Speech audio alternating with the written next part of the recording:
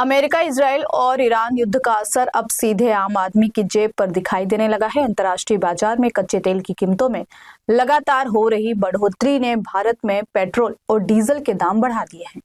महंगाई की मार झेल रही जनता के लिए अब सफर करना भी महंगा पड़ सकता है। दरअसल महाराष्ट्र में लाखों यात्रियों की लाइफलाइन मानी जाने वाली एसटी यानी Maharashtra state road transport corporation पर बढ़ती डीजल कीमतों का बड़ा असर पड़ा है।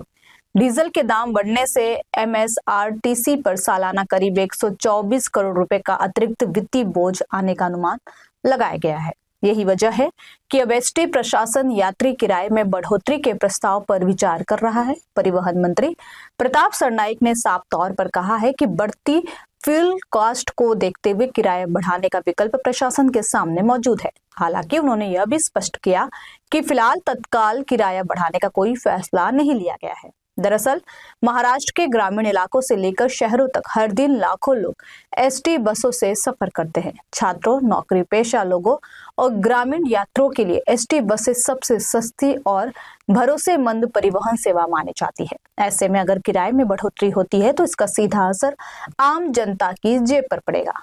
बता दें कि एसटी कॉरपोरेशन को हर दिन औसतन 10 लाख लीटर से अधिक डीजल की जरूरत होती है। अभी डीजल इंडियन ऑयल कॉरपोरेशन के जरिए सप्लाई किया जा रहा है और पिछले हफ्ते 88 रुपए 21 पैसे प्रति लीटर की कीमत अब बढ़कर 91 रुपए 31 पैसे हो गई है। इसलिए 3 रुपए 10 पैसे प्रति लीटर की बढ़ोतरी दर्ज की गई है।